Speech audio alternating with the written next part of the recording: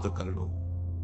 एकांत का मतलब कमरे में बंद करना नहीं, हृदय में अंतर्मुख हो जाओ। अंतर्मुख होकर निरंतर नाम मंत्र रूप लीला, बढ़िया मंगल हो जाए। प्रभु कह रहे अंत काले च मामेव स्मरन् मुक्त्वा कलेवरम यह प्रयाति समद्भावम याति नास्त्यत्र संशयः। जो मनुष्य अंत काल में मेरा स्मरण करता है, स्मरण करते हुए शरीर छोड़ता है, वो मेरे स्वरूप को प्राप्त हो जाता है। इसमें तनिक भी संदेह नहीं करना चाहिए, तनिक भी संदेह नहीं है। जो अंतिम समय भगवान का स्मरण करते हुए शरीर छोड़ता है, वो श्री भगवान को प्राप्त होता है। इसलिए हमें पता नहीं हमारा कब अंतिम समय है, तो एक एक क्षण निरंतर अंतर रहित तैल धारावत भगवन नाम भगवत स्वरूप मंत्र प्रभु की लीला गुणों के चिंतन में व्यतीत करना है। पता नहीं कौन सा क्षण अंत हो। हमारी बाजी हार जाएगी अगर हम अंतर बना लेंगे।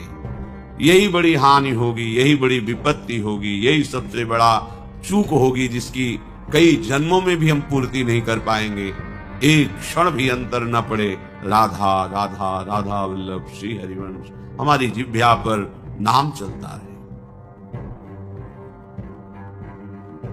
अगर कहीं किसी का शरीर छूट रहा है और भगवत प्रेरणा से कोई भगवत नाम जापक पहुंच जाए, उसको नाम कीर्तन सुना दे, उसको भगवान की चर्चा सुना दे, वहां बैठ करके थोड़ी देर मंत्र जप ले, तो उसका निश्चित कल्याण हो जाता है जो शरीर छोड़ने वाला है। कितनी बड़ी महिमा है। अगर वो जीवन में स्वयं ये कर ले तो जरूरत ही नहीं किसी की। ये जीवन ही इसीलिए मिला है। पर अगर कहीं दुर्भाग्यवश उसने भजन नहीं किया और उसको ऐसा संग मिल जाए, कोई भजन करने वाला अंतिम समय उसके समीप, ये बिना भगवान की हेतु की कृपा के नहीं हो सकता। भगवत पार्षद ऐसे कैसे पहुंच जाएंगे उनके पास? अहेतु की कृपालु श्री हरि उस पे रीझ जाए तो ऐसा संयोग बन सकता है। कोई भगवत चर्चा सुना दे, भगवान नाम कीर्तन सुना दे, या वहां समीप बैठकर उसके पास मंत्र जप कर ले, तो उस वैष्णव, उस भगवत प्रेमी महात्मा के सानिध्य से उस वातावरण में यमराज के दूत प्रवेश नहीं करेंगे, उसका कल्याण हो जाएगा। या अंत काल में ऐसी कोई भयंकर भयावह स्थिति हो और वो अभी मूर्छा को प्राप्त नहीं हुआ, उसको ये याद आ जाए कि इस समय तो भगवान ही हमें बचा सकते हैं, तो उसको भगवत प्राप्ति हो जाए। यदि ऐसी याद आ जाए उसको, प्रभु की स्मृति एन केन प्रकारेण भी हो जाए, तो उसका परम कल्याण हो जाए। ऐसे किसी जीव का शरीर छूट गया है और उसको कोई भगवत प्रेमी महात्मा देख ले मुर्दे को, तो उसे भगवत प्राप्ति हो जाएगी। या उसके शरीर के समीप पहुंच करके उसे छू दे तो भगवत प्राप्ति हो जाएगी। या उसकी चिता लगाई जा रही हो, उसे देख ले, या उसकी अस्थि राख आदि भी पड़ी हो, उसको भी छू दे तो भगवत प्राप्ति हो जाएगी। महापातक युक्तावा, ये कोई जवानी शब्द नहीं केवल, तस्मात् शास्त्रम प्रमाणम। महापातक युक्तावा युक्तावा चोपपातकैः परम पदम प्रयान्तेव महाद्भिरवलोकिताः। महाद्भिर महाभागवत भगवत प्रेमी जन कह रहे कि अवलोकिता, वो देख ले, महापापी रहा है, जीवन भर मर गया है, उसका शरीर जा रहा है, उसे उन्होंने करुणा करके देख लिया, उसको भगवत प्राप्ति हो जाए। कैसी महामहिमा। इसीलिए परम धाम में किसी की मृत्यु हो और उसे भगवत प्राप्ति हो, या भगवत प्राप्ति तो सहज में हो जाती है। हाँ, श्री जी की सेवा में पहुंचना कठिन है। भगवत प्राप्ति कल्याण तो यार घर घर फैला घूम रहा है कल्याण, ये धाम है, विश्वास करके मान लीजिए। कलेवरम वा तद्भस्म तद्धूमं वापि सत्तमं यदि पश्यति पुण्यात्मा स प्रयाति परां गतिम। महापुरुष भगवत प्रेमी महात्मा कलेवरम वा तद्भस्म तद्धूमम, उसके शरीर को छू दे, मर गया है पर, या उसका धुआं देख करके अच्छा चिता जलाई जा रही, भगवत स्मरण करते हुए देख, उसका कल्याण। या तद्भस्म, उसकी जली हुई चिता की जो राख पड़े छू जाए, पैर में छू जाए, वो हाथ से ऐसे छू ले, उसको परम पद प्राप्त हो जाए। ये भगवान की भगवत प्रेममयी वृत्ति का कैसा महत्व है। देख ले, छू ले, उस जीव को मोक्ष पद भी प्राप्त हो जाएगा, मुक्त हो जाएगा, वो आवागमन में नहीं जाएगा। जब ऐसी महिमा नाम जापक की है तो आप सोचो वो नाम क्या आप नहीं जप सकते हैं? अरे ऐसा सौभाग्य मिला है, चूको मत, किसी की मत सुनो। राधा राधा राधा, बड़ा घाटा हो जाएगा यदि चूक गए। अन्य किसी साधन की तरफ दृष्टि मत डालो। कलिकाल में अन्य कोई साधना सिद्ध हो जाए बड़ा कठिन है। जैसे योग मार्ग है, इसकी नींव है ब्रह्मचर्य। कई कई घंटे आसनों पर सुदृढ़ भाव से बैठ करके चित्तवृत्ति को परमात्म स्वरूप मिला, बड़ा कठिन है। आहार, संयम, वातावरण, ये सब यज्ञ आदि के द्वारा भगवान श्री हरि को प्रसन्न करना, तपस्या आदि के द्वारा बड़ा कठिन है। प्रकृति का थोड़ा भी प्रतिकूल व्यवहार शरीर सहने की क्षमता नहीं रह गई। बहुत ही कमजोर शरीर हो रहे हैं। कैसे आप तपस्या कर सकते हैं? धर्म क्या है इसका परिचय ही भूल गए हैं। कैसे कोई भगवत मार्ग में जो अन्य साधन है उन पर चल सके? एक उपाय बचा है, चाहे जैसे वो आपको भगवत प्राप्ति हो जाएगी, नाम। इसके उदाहरण में प्रसंग चल रहा था अजामिल जी का। ना तो ब्रह्मचर्य रह गया, न पवित्रता रह गई, न धर्म रह गया, और अभक्ष पदार्थ खाते थे, मांस आदि, मदिरा आदि, घोर वैश्यागामी। कहीं भी कोई भी ऐसा नहीं रह गया था इनके पास कि जिससे इनको परम कल्याण की तो बात जाने दो, किसी तरह नरक से बचाया जा सके, कोई उपाय नहीं रह गया था। यही है भगवान की हेतु की कृपा, जब द्रवहि दीन दयालु राघो साधु संगति पाई। भगवान जब जिस पर प्रसन्न होते हैं तो संत संग प्रदान करते, संतों से अपनापन हो जाता है। ऐसा अपनापन कि वो फिर उनके बिना जी नहीं सकता, भगवत चर्चा के बिना जी नहीं सकता, भगवत प्रेमी महात्माओं के संग के बिना नहीं जी सकता। बिछुरत एक प्राण हरि लेगी। अगर संतों से बिछुड़ना पड़े तो ऐसा कष्ट होना चाहिए मानो हमारे प्राण छूट रहे। ये भगवत कृपा। बिना श्रद्धा के भी संत संग कल्याण कर देता है। कर दिया अजामिल का। अपने पुत्र का नाम नारायण रखना आप जो, पुत्र मोह में नारायण पुकारा। भगवान श्री हरि के दिव्य पार्षद उसी क्षण प्रकट होकर के यमपाश से उन्हें मुक्त किया अजामिल। यमदूतों को, तुम धर्म की वृत्ति को जानते हो? धर्म किसे कहते हैं, अधर्म किसे कहते हैं? यहां धर्म का लेश नहीं दिखाई दे रहा, तुम तो निरपराध को दंड दे रहे हो। पूरा प्रसंग आपने सुना। हरि पार्षदों ने भागवत धर्म का निरूपण किया। इसने कोटि कोटि जन्मों का प्रायश्चित कर लिया, पुत्र के ब्याज से ही सही, पर इसने हमारे स्वामी श्री हरि के नारायण नाम का उच्चारण किया। भगवत पार्षदों ने पूरा पूरा भागवत धर्म सुनाया और महान दुखदाई यमदूतों से मुक्त कर लिया अजामिल को। यमदूत सर झुका करके चले गए। अजामिल देखा कि यमदूत गए और यमपाश में मुक्त हो गया। शरीर एकदम स्वस्थ जैसा, उठे और भगवान के पार्षदों के चरणों में साष्टांग दंडवत किया। तम विवक्षुम अभिप्रेत्य महापुरुष किंकराः सहसा पश्यतस्तस्य तत्रांतर्दधिरे नघ। प्रणाम करके हाथ जोड़ के कुछ बोलना ही चाहते थे कि महापुरुष किंकराः, भगवान के वो पार्षद सहसा देखते देखते तत्रांतर दधिधरे नघ, अंतर्धान हो गए। वो कुछ कहना चाहता था, बिना कहे ही समझ गए क्या कहना चाहता था।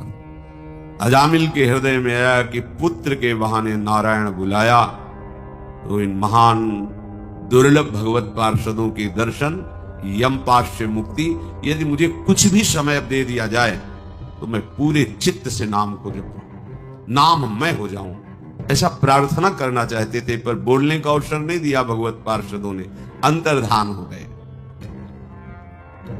सर्व पापहारी भगवान के पार्षदों के दर्शन से हृदय में भारी जलन पैदा हो गई। यह संत दर्शन का फल। हृदय में दाह हो जाए, अरे पूरा जीवन हो गया व्यभिचार करते, गंदे आचरण करते, मनमानी करते, हे भगवान अब मुझे बचा लो, अब मैं आपका भजन करना। यह संत संग का सीधा फल। आपका संत संग हुआ है, उसका यह फल है। यह आपके हृदय में होना चाहिए। भगवान के प्रति हमारे हृदय में उमंग भर जाए और संसार के प्रति त्याग भावना हो जाए, विराग भावना हो जाए। अरे बहुत समय नष्ट कर दिया, ऐसा ही अजामिल किया। हाय मैं कैसा इंद्रियों का गुलाम, मैंने एक वैश्या से संयोग करके अपने जीवन को नष्ट कर दिया। जो अत्यंत दुर्लभ ब्रह्मणत्व है उसको नष्ट कर दिया। धिक्कार है मुझे बार बार धिक्कार है। आह मैं बहुत निंदनीय हूं, पापात्मा हूं, मैंने अपने आप को नष्ट कर दिया। यह है संत दर्शन का फल। हाय हाय पतिव्रता पत्नी का त्याग करके शराब पीने वाली वेश्या का संग किया। कितना नीच हूं। मेरे वयोवृद्ध माता पिता जो धर्मात्मा थे उनकी सेवा नहीं की, जो असहाय थे, तपस्वी थे, उनका सहयोग करना चाहिए, पर मैं वासना में फंसकर इस वैश्या के अधीन हो गया। ओह मैं कितना कृतज्ञ हूं। मैं भयानक नरकों में गिरता, मैं धर्मघाती पापात्मा अनेक नरकों को भोगता। पर अहो शब्द बड़ा आश्चर्य, अहो इन भगवत पार्षदों ने कैसी कृपा की, मुझे बचा लिया। ये मैं अभी जो अद्भुत दृश्य देख रहा था, ये क्या स्वप्न था या जागृत था? हाथ में फंदा लेकर भयंकर कष्ट देते हुए ये यमदूत आए और उनको भगवत पार्षदों ने हटा दिया। कैसी है हेतु की कृपा। यद्यपि मैं इस जन्म में महापापी हूं, फिर भी मेरे ऊपर संतों की कृपा है। यह हेतु की कृपाल संत। अगर उन्होंने मुझे बालक का नाम नारायण रखने को न कहते तो हमारा आज ये सौभाग्य ना होता। कहां मैं कुलटागामी अपवित्र और कहां भगवान का सर्व पाप नाशक मनोमोहक नाम। ये तो केवल संत कृपा। हाय मैं महाकपटी पापी निर्लज्ज ब्रह्म तेज को नष्ट करने वाला, पर मैं कृपा पात्र हो गया। तभी मेरी जिह्वा से ये नाम निकला। आज से मैं दृढ़ निश्चय करता हूं, ये संत संग का फल है। सबको ऐसा ही दृढ़ निश्चय करना चाहिए। अब मेरा जितना भी समय है, मन इंद्रियों के अधीन ना होकर प्राणों को वशीभूत करके मैं ऐसा भजन करूंगा कि एक क्षण भी प्रभु का नाम नहीं छोड़ूंगा। देखो, निश्चय में ताकत है। निश्चय में करते करते ऐसा निश्चय होगा तो ऐसा भी होगा। अगर आज ही निश्चय तो ऐसा भी होगा। जैसा सोचना है वैसा तुम अभी निश्चय करो। तुम्हारी सोच ही तुम्हारे आगे का जीवन होगा। जैसा जीवन तुम चाहते हो, सुखमय, शांतिमय, वो केवल तुम्हारी सोच होगी। सोच से ही वो जीवन बनेगा। और जैसी सोच करनी, अभी निश्चय करो। यदि भोगों का चिंतन, भोगों की क्रियाएं, नाना प्रकार का छल कपट, तो दुर्गति, अशांति, क्लेश, विषाद। क्या चाहिए तुम्हें? शांति, सुख, आनंद। तो निश्चय करो। अजामिल जी निश्चय करते हैं, अब मेरे को जो समय मिलेगा, मन और इंद्रियों की गुलामी नहीं करूंगा। अब लो नशानी, अब नाम से जितनी श्वासें हैं, अब बहुत सावधानी पूर्वक नाम जप करते हुए व्यतीत करूंगा। ये बड़ी बात। अब ये वासनाएं मुझे फंसा नहीं सकती। क्या हो गया? निश्चय हो गया। तुम्हारा निश्चय ढुलमुल होता है। आज नहीं करूंगा, फिर वही जहां वेग आया फिर उसी में प्राण निकल जाए। नहीं, आज्ञा के विपरीत कदम नहीं। अभी महात्मा बन जाओगे। महात्मा आंतरिक स्थिति होती है। भगवान की इस माया ने मुझ अधम को कैसा फंसा लिया। बहुत ही नाच नचाया, अब नहीं नचा पाए। क्यों? क्योंकि अब समर्थ बल मिल गया नाम का, अब नहीं नचा पाएगी। प्रहलाद जी भगवान श्री नरसिंह देव से कहते हैं, मुझे आपकी माया से कोई भय नहीं। आपका चरणामृत और आपका नाम जाप करके, आपकी लीला कथा का गायन और श्रवण करके मैं इस दुस्तर माया को पार कर जाऊंगा। मुझे भय है तो इन प्राणियों को जो आपके नाम से, आपकी लीला कथा से दूर हैं और माया प्रपंच में रत हैं, प्रभु इन पर कृपा कर दीजिए। अब मुझे आपकी कृपा की आवश्यकता नहीं, क्योंकि आपकी कृपा हम पर हो गई है। हमें नाम मिल गया है, आपका चरणामृत मिलता है, आपकी लीला कथा। इससे बढ़कर भगवत कृपा और क्या होगी? प्रभु कृपा चाहिए इन प्राणियों को। भगवान नाम का निरंतर रटन करते हुए अब एक क्षण भी व्यर्थ नहीं जाने दूंगा। नियम लो अव्यर्थ कालत्वम, कबहू काल वृथा नहीं जाए। राधा राधा, हर सेकंड सार्थक करो, कोई भी सेकंड खाली न जाने पावे। यही चतुरता है। राम ही भजई ते चतुर नर। बेईमानी करना, छल कपट करना, इंद्रियों की गुलामी करना, यह चतुरता नहीं है। चतुरता है जो तुम्हें समय मिला है उसमें नाम रूपी धन एक बार बोला राधा, जमा हो गया श्री कृष्ण की बैंक में। कभी इसका विनाश नहीं हो सकता। और ये ब्याज सहित आपको मिलेगा, महासुख मिलेगा। सोचो, एक नाम त्रैलोक्य तारे। ऐसे नाम को हम क्यों छोड़ेंगे? हर समय नाम जप करेंगे। पता नहीं कौन सा अंतिम समय हो, क्योंकि अंतिम समय राधा नाम स्मरण हुआ तो हम पहुंच जाएंगे किशोरी जी के चरणों के समीप। अजामिल के चित्त में संसार से घोर वैराग्य हो गया। अब वो हरिद्वार गंगा के किनारे बैठ करके शांत भाव से अपने चित्त को भगवान के नाम में लगा दिया। भगवान नाम में लगाते ही मन शांत, बुद्धि शांत, निर्मल हो गई। क्योंकि निश्चय बड़े जोर का हो गया ना। ये निश्चय जोर का हुआ भगवत पार्षदों के दर्शन से। अजामिल ने चिंतन करते करते देखा कि शरीर हमसे पृथक है, दिखाई दे, अनुभव में आ जाता है। स्थूल सूक्ष्म कारण ये सब हमसे अलग है। अपने आत्मस्वरूप का अनुभव, नाम जप करते अपने आत्मस्वरूप का अनुभव हुआ। त्रिगुणमयी प्रकृत से ऊपर उठकर जीव ही उनको स्वरूप बोध हुआ, देवी देखा कि अब 4 पार्षद सामने खड़े। भगवत पार्षदों को पहचान गए। इनमें से 2 वही हैं जो पहले आए थे यमदूतों की फांस से। अजामिल साष्टांग दंडवत करके सर झुकाकर खड़े हुए। भगवत पार्षदों ने कहा, चलो श्री भगवान बुला रहे हैं आपको। तत्काल शरीर छूटा और दिव्य भागवत स्वरूप से, हरि पार्षद रूप से विमान पर आरूढ़ हुए और भगवान के दिव्य धाम में जाकर भगवान से मिले। ये दुर्लभ गति। भगवान के परम अनुरागी श्री परमहंस सुखदेव जी कहते हैं, देखो देखो परीक्षित, एवं सविप्लावित सर्वधर्मा दास्या पति पतितो गर्ह कर्मणा निपात्यमानो निरये हतव्रतः सद्यो विमुक्तो भगवान नाम गृहण। देखो देखो अजामिल की ऐसी महान सदगति, वैश्यागमन से सारा धर्म कर्म पुण्य चौपट हो गया था, नरकों में गिराने के लिए आ गए थे यमदूत, परंतु भगवान के एक नाम उच्चारण मात्र से उसकी कैसी महान सदगति हुई। सद्यो विमुक्तो भगवान नाम गृहण। देखो भगवान के नाम का उच्चारण का फल, नाम ने ही तो सब बात बना दी।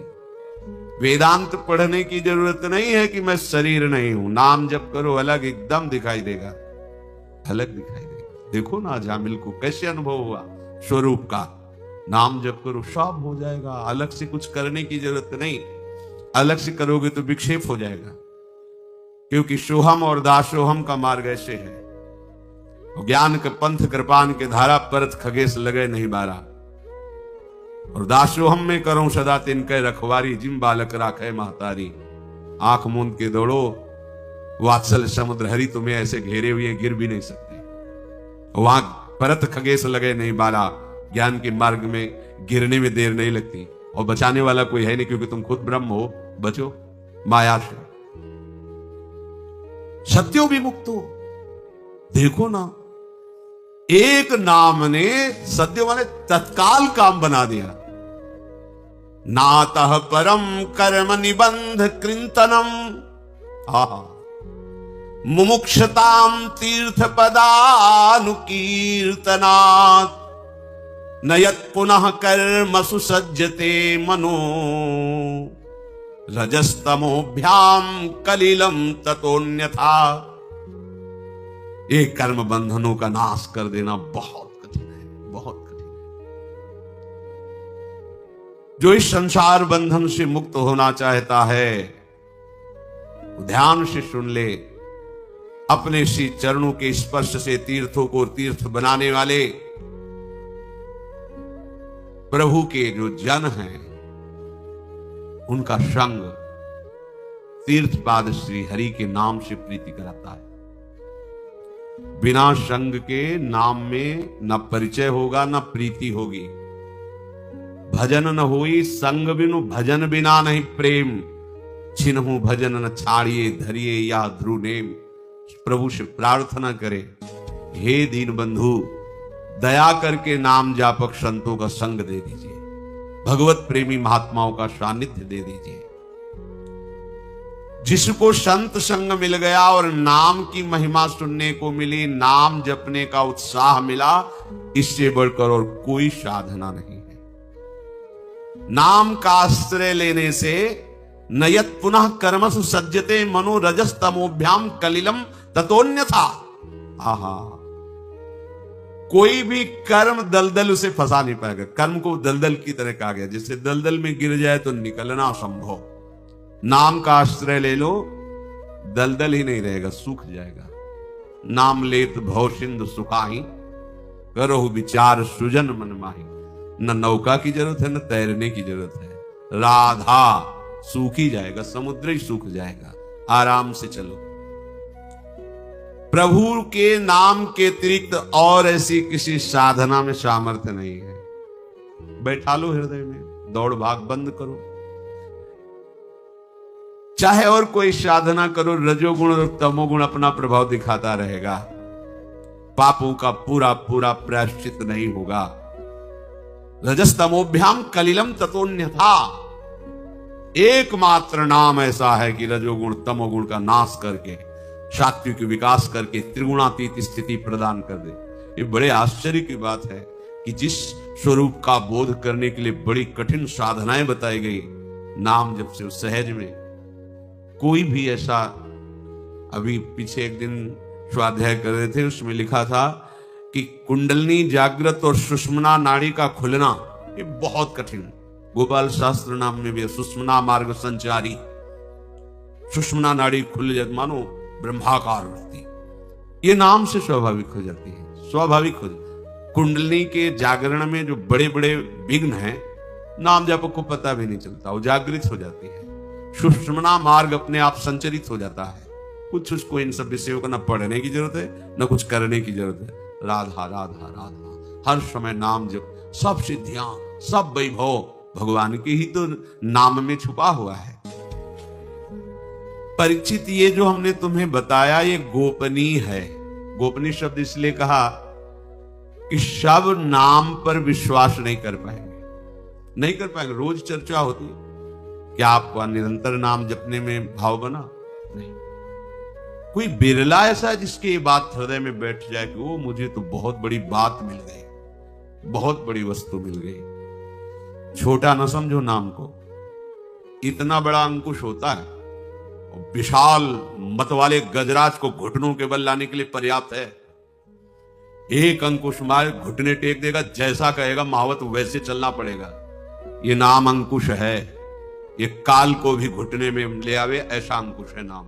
देखने को लगता है राधा, देखने को लगता है कृष्ण, मत वाले काल को भी अधीन कर। समुझ जियाए शरण ते डरत ना काल डर, जिए काल बस ना पड़े। जीवित है लेकिन काल के अधीन नहीं, ये नाम का चमत्कार है। विश्वास करो। जल में घर्षण शक्ति से बिजली पैदा हो जाती है, नाम जिह्वा पे चलेगा तो ऐसी बिजली पैदा होगी कि लोक लोकांतर में कोई तुम्हें परास्त नहीं कर सकता। पर करो ना, नाम जप करो, जिह्वा से निरंतर नाम रटो।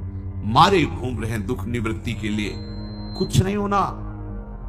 यदि नाम नहीं है तो थोड़ी देर के लिए ओस चाटने से थोड़ा तो गीलापन लगा, लेकिन प्यास नहीं बुझने।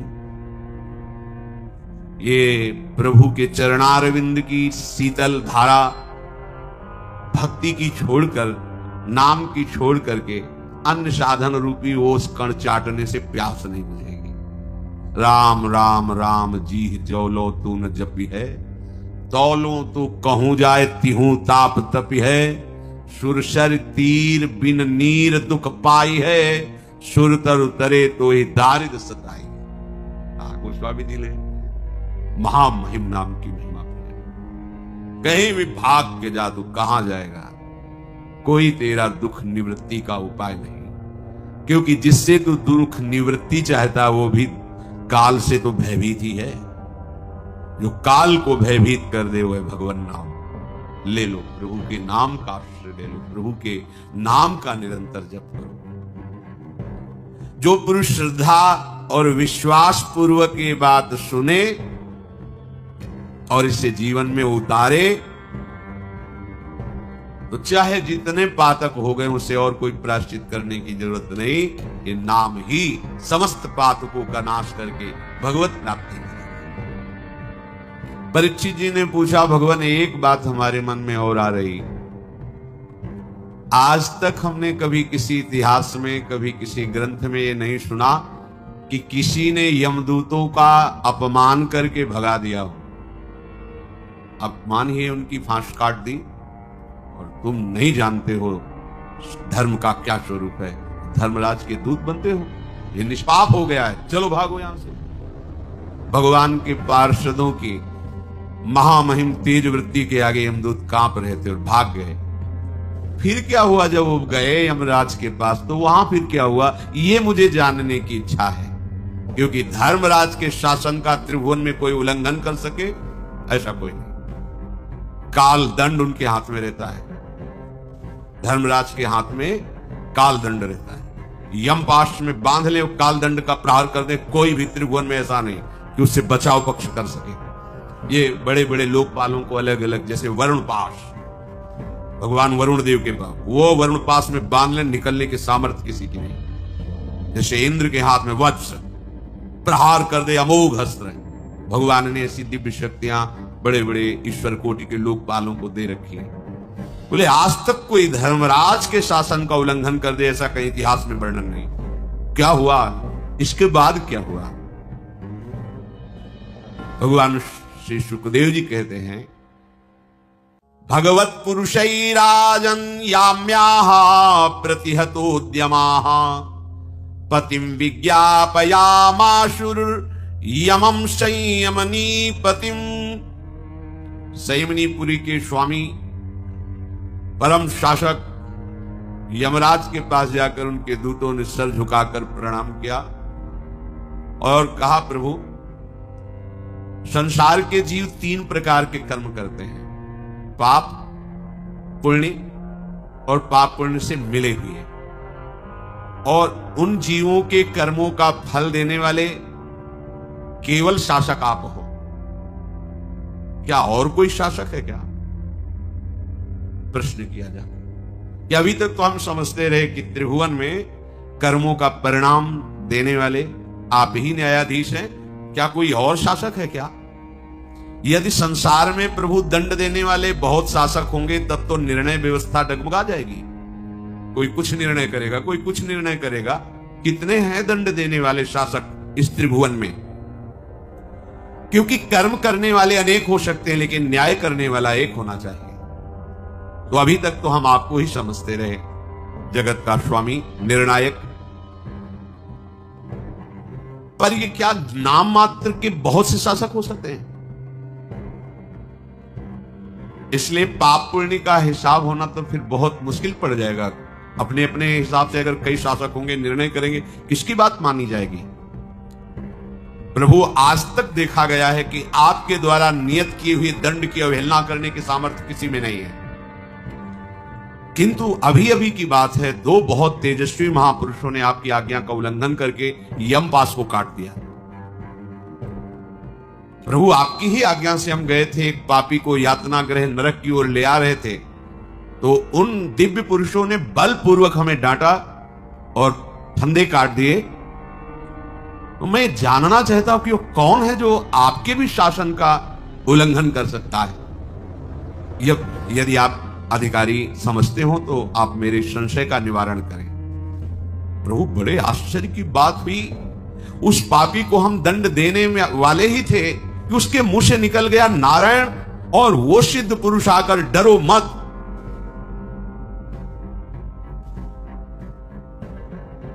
ऐसा कहते हुए तत्काल बचा लिया। जब प्रजा शासक भगवान यम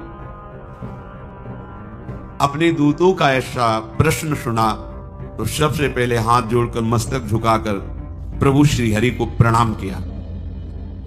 यमराज ने दूतों से कहा, तुम अभी नहीं जानते हो कि सबसे बड़ा विधान करने वाला कौन है। मैं तो उनका एक छोटा सा पार्षद हूं। परो मदन्यो जगतस्तुखश्च पुरोतम प्रोतम पटवद्यत्र विश्वम यदंसतोष्य स्थिति जन्म नाशा नश्योत वद यस्य वसे च लोकः यो नामभिर्वाति जनान् निजायाम् बध्नाति तन्त्यामिव दामभिर्गाः यस्मै बलिं तैमे नाम कर्म निबंधबद्धाश्चकिता वहन्ति। दूतो,